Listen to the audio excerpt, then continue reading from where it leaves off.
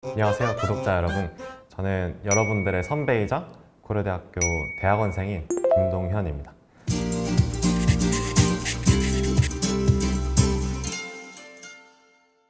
그러면 두 번째 문제 풀이 시작해 볼게요.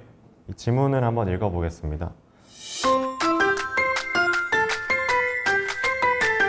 저는 문제를 딱 보자마자 조금 풀기 싫은 느낌이 좀 나죠?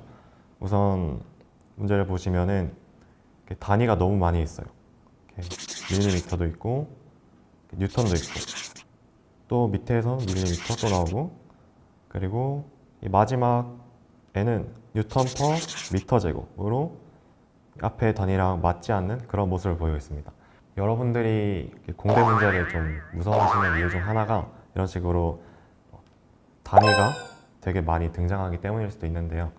단위의 공포를 좀 극복시켜 드리고자 우선 단위부터 조금 손질하고 가겠습니다. 마지막 수식에는 뉴턴 퍼 미터 제곱이라고 되어 있는데요. 근데 앞에 지문들에 나와 있는 단위들은 모두 밀리미터입니다. 그래서 이 미터를 밀리미터로 조금 바꿔주는 게 좋아 보입니다. 1미터는 10의 3승 밀리미터니까 이제 이거를 여기 미터 제곱에 그대로 대입시키면 됩니다. 그래서 이 물질의 이 모듈러스는 140 곱하기 10의 9승 뉴턴 퍼 미터 제곱인데, 이 미터 제곱을 밀리미터로 바꾸면은 얘는 10의 6승 밀리미터 제곱이 되겠죠. 그래서 얘를 대입시켜서 140 곱하기 10의 3승 뉴턴 퍼 밀리미터 제곱으로 단위를 통일시킬 수 있습니다. 이 상황을 이해시키기 편한 그림으로 좀 그려주는 게 좋겠죠. 그래서 이런 실린더 시편이 있다고 했으니까 이 실린더 시편을 이렇게 그려주시고요. 이제 여기서 이제 처음에 시편의 지름이 8mm라고 합니다. 8mm이고 이제 얘를 이쪽 방향으로 15,700 뉴턴으로 당긴다고 합니다. 당기면은 어떻게 될까요? 이렇게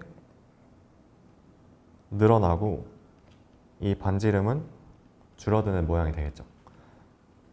그래서 이거는 밑에 그림은 얘를 당기고 났을 때 이 모양이 어떻게 변하는지를 그린 겁니다. 그래서 여기서는 얘를 당겼더니 이 시편의 지름이 델타 D라고 표현을 할게요. 얘가 5 곱하기 10의 마이너스 3승 밀리미터만큼 길이가 감소했다고 합니다. 그래서 여기 길이가 감소했다는 이 표현을 해주기 위해서 앞에 보호가 마이너스가 붙은 경, 이게 중요한 거고요. 이제 이렇게 좀 그림으로 이 상황을 정리를 했으니까 이제 수식적으로 풀어보면 되겠죠. 그래서 이 문제에서는 이 포화승비를 구하라고 했으니까 이 포화승비 공식을 가져와 주면 되겠죠. 그래서 포화승비 공식 같은 경우에는 입실론 Z분의 입실론 X입니다. 여기서 입실론은 이 재료의 특정 방향에서의 변형률을 나타내는 것이죠. 네, 그래서 이 포화승비를 구하려면 Z방향으로의 변형률 그리고 X방향으로의 변형률을 계산하면 됩니다. 여기 그림에서 이제 이쪽 방향을 Z방향 그리고 이쪽 방향을 X방향이라고 해놓겠습니다. 그러면은 여기서 우선 Z방향으로의 변형률을 계산을 하려면은 이제 여기서 필요한 공식은 Z방향에 대한 스트레스 공식이 필요하겠죠. 그래서 Z방향으로 스트레스는 이 모듈러스랑 변형률을 곱한 값이 될 거고요. 그래서 이 공식을 입실론 Z에 대해서 바꾸면은 모듈러스 분의 스트레스가 될 것이고, 이제 여기서 이 Z방향으로 대한 스트레스도 계산을 해줘야겠죠. 이 스트레스는 단위 면적당 받는 힘을 나타내는 거니까 이 단위 면적은 이 시편의 이 실린더의 원통에 해당하는 면적을 계산하면 되겠죠. 그래서 이 면적 같은 경우에는 지름이 8mm라 했으니까 파이 r 제곱 해서 16 파이 밀리미터 제곱이 될 것이고요.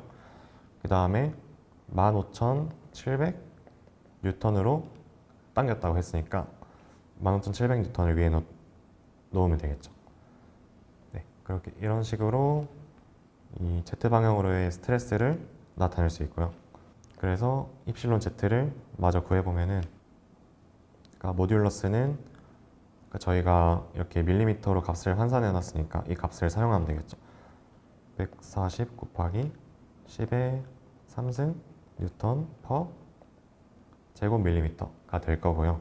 그 다음에 위에 오는 스트레스 같은 경우에는 15,700 분의 16 파이 이고 단위는 똑같이 뉴턴 퍼 제곱 밀리미터 이런 식으로 되겠습니다. 이러면 이제 아까 단위를 통일시켜 놨던 게 힘을 발휘하죠. 그냥 바로 단위를 날려버리면 되고, 이 나머지 복잡한 값들은 계산기에 맡기면 됩니다. 그냥 계산기에 넣어서 바로 계산하시면 될 겁니다. 그래서 이 값을 정리하면은 0.0022라는 값이 나오게 되겠죠. 두 번째로 x방향에 대한 변형률도 구해야 하니까 얘도 구해볼게요. x방향에 대한 변형률은 간단합니다. 얘는 처음 시편의 지름 분의 이 시편의 지름이 얼마나 변했느냐로 나타낼 수 있습니다. 그래서 여기에는 D0는 이 시편을 당기기 전에 지름인 8mm를 넣고요. 그 다음에 분자에는 이 시편의 반지름이 얼마나 변했냐를 적어내면 되니까 -5 곱하기 10의 -3승 밀리미터를 대입하면 되겠습니다. 여기도 이제 단위를 똑같이 없애고요. 이 식을 정리하면은 -0.000625라는 값이 나오게 됩니다. 따라서 아까 포화생비 공식에다가 대입을 하면요, -0.0022 분의 -0.625 이런 식으로 해서 최종 값은 0.284가 나오게 됩니다. 두 번째 문제 풀이는 여기까지고요. 이 문제를 같이 풀어보시면서 여러분들도 좀 단위에 대한 두려움을 극복하실 수 있었으면 좋겠습니다. 그러면 다음 영상에서 뵙겠습니다. 감사합니다.